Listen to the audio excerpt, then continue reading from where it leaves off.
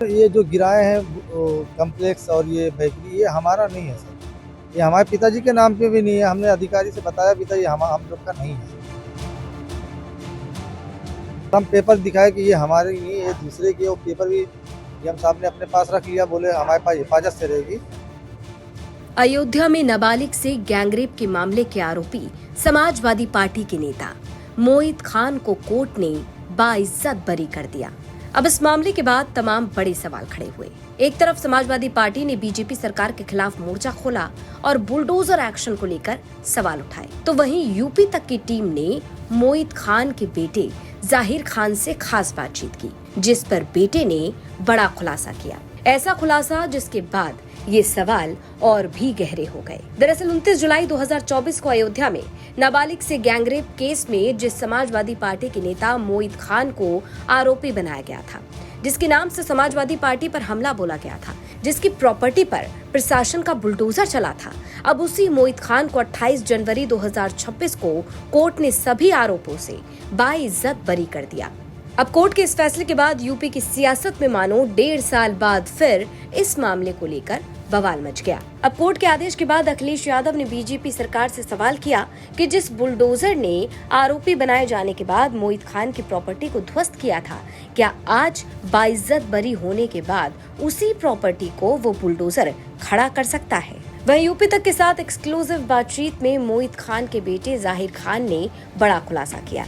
बेटे ने कहा कि जिस प्रॉपर्टी पर बुलडोजर चला था, जिस प्रॉपर्टी को बुलडोजर से ध्वस्त किया गया था, वो उनके पिता के नाम थी ही नहीं, वो उनकी प्रॉपर्टी थी ही नहीं। बेटे का आरोप है कि डीएम साहब को बताया गया, तमाम प्रशासनिक अधिकारियों को बताया गया, लेकिन किसी ने एक नहीं सुनी और बुलडोजर चला दिया। बेटे का आरोप है कि जिस प्रॉपर्टी को बुलडोजर से ध्वस्त किया गया था, वो ना तो उनके पिता मोहित खान की थी और ना ही उनकी। ऐसा लग रहा था कि हम अपराधी हैं, हम ही ने कांड किया है, लेकिन हम लोग को पता था कि हमारे पिताजी इसमें निर्दोष हैं।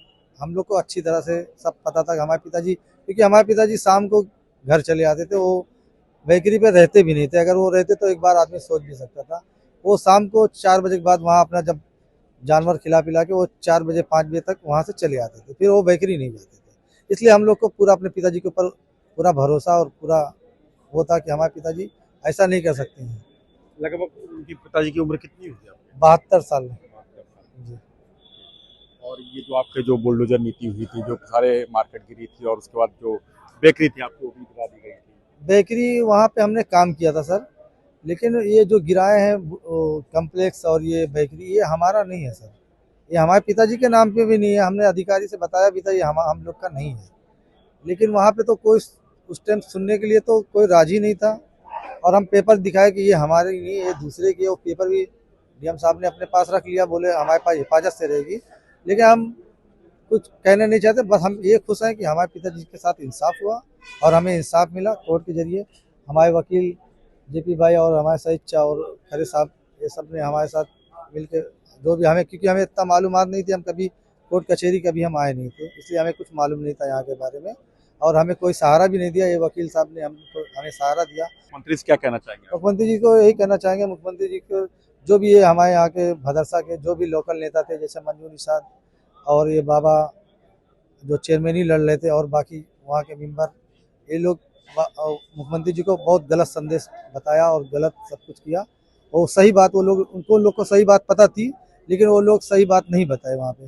बोले बड़े आदमी, इनको फंसाओ, इनको मिले, जो कि हम लोग रोज काम करने वाले आदमी, खाने पीने वाले आदमी। और जो मीडिया के जरिए दिखाया गया कि कई करोड़ के संपत्ति के मालिक हैं, और ऐसा कुछ भी नहीं था। लेकिन उस टाइम तो यही दिखाया गया कि किसी की भी ज़मीन होती थी तो यही होता था, ये मोहित खान की ज़मीन गिरा दो। बस उनकी एक समाज में इज्जत थी, सामाजिक कार्यकर्ता थे बस। बाकी समाजवादी पार्टी के नगर अध्यक्ष हैं, यही है सर। और ज़्यादा इसमें कोई सच्चाई नहीं थी। और हम अपने पिताजी से स्वयं पूछा था कि पिताजी इसमें आपका कोई वो तो नहीं है ना? ये नहीं बेटा, अगर तुमको लोग को ऐसा लगता है तो चढ़ा दो हमें। वो भी बोले थे ये बात। अब उसमें सच्चाई सामने आ गई। कोर्ट द्वारा जो न्याय मिला है और जिसको सजा हुई है उससे वो भी आपके यहाँ काम वाम करता था, उसका नाम आ रहा है। हमारे बेकरी थी, हमारे पास उस टाइम 15-20 लड़के काम करते थे। और 15-20 लड़के काम करते, भदरसा के लड़के, निषाद बिरादरी के लड़के काम करते थे हमारे यहाँ। ये जो दिखाया गया ये गलत, एकदम सर गलत था ये। ये सच्चाई नहीं थी। उसको सजा मिली, वो सही मिली कि वो सजा, वो गुनाह किया था, सजा मिली, वो तो सही है, हम भी तो सही है। वो सही है, उसने किया था क्योंकि वो उसके आना जाना उसके घर पे था उसका। उसकी माँ ये बात अच्छी तरह से जानती थी। आज जो बोल रही है गलत है ये। उसकी माँ उसके घर पे पूरे गांव के लोग बताते थे, यहाँ आता जाता था, उसको पूरा जो भी था उसको उसकी माँ को पता था सब, क्योंकि कॉल करता था तो उसकी माँ ही बात करवाती थी ना। वो तो ट्रायल में भी बोला है, उसकी लड़की ने भी स्वीकार किया, उसकी माँ ने भी बोला कि हाँ बात करता था मेरी लड़की। जब उनको पता था तो उनको सिर्फ पैसे के लालच में उनको बताया गया तुमको बहुत पैसा मिलेगा अगर इनको फंसाओगे, तो उसके दिमाग में ये बात बैठा दिया मंजू निषाद ने, उसको डरवा दिया तो वो डर गई, इसीलिए उसने ऐसा किया। बाकी पैसा हमारी मिला कि नहीं? अब पैसा तो मिला होगा, वो तो वही बता सकती ना, हमें पैसा मिला कि कौन खा लिया कौन नहीं खा लिया तो वही बता सकती। उसको इतना डरवा दिया था, लेकिन हमारे लोग कोई, हम लोग बचपन से उधर से आना जाना, हमारा खेत था, हमने उधर जाना ही बंद कर दिया, क्योंकि झूठा मुकदमा कौन लिखवाए। हम लोग खेत भी छोड़ दिया, उधर जाना बंद कर दिया उधर। तो मोहित खान के बेटे जहीर खान कहते हैं कि सीएम योगी आदित्यनाथ को गलत जानकारी दी गई थी। उनका आरोप है कि लोकल नेताओं ने ये पूरा षड्यंत्र रचा और मुख्यमंत्री योगी आदित्यनाथ तक गलत संदेश पहुंचाया, जिसके बाद में ये बुलडोजर की कार्रवाई की गई थी। तो अब ये भी जान लीजिए कि आखिरकार मोहित खान को इस केस में बाइज्जत बरी कैसे किया गया। दरअसल नाबालिग से गैंगरेप के मामले में समाजवादी पार्टी के नेता मोहित खान और उनके नौकर को आरोपी बनाया गया था। इसके बाद डीएनए टेस्ट हुआ। अब डीएनए टेस्ट में मोहित खान की रिपोर्ट नेगेटिव आई, डीएनए मैच ही नहीं हुआ, लेकिन नौकर राजू का डीएनए मैच हुआ, पॉजिटिव आया। अब घटना के दौरान वीडियो बनाए जाने का दावा किया गया था, लेकिन कोई वीडियो सबूत अदालत में पेश किया ही नहीं। पुलिस विवेचना में घटनास्थल को लेकर गंभीर विरोधाभास सामने आया। अब कभी बेकरी के बाहर पेड़ के नीचे तो कभी बेकरी के अंदर घटना होना बताया गया।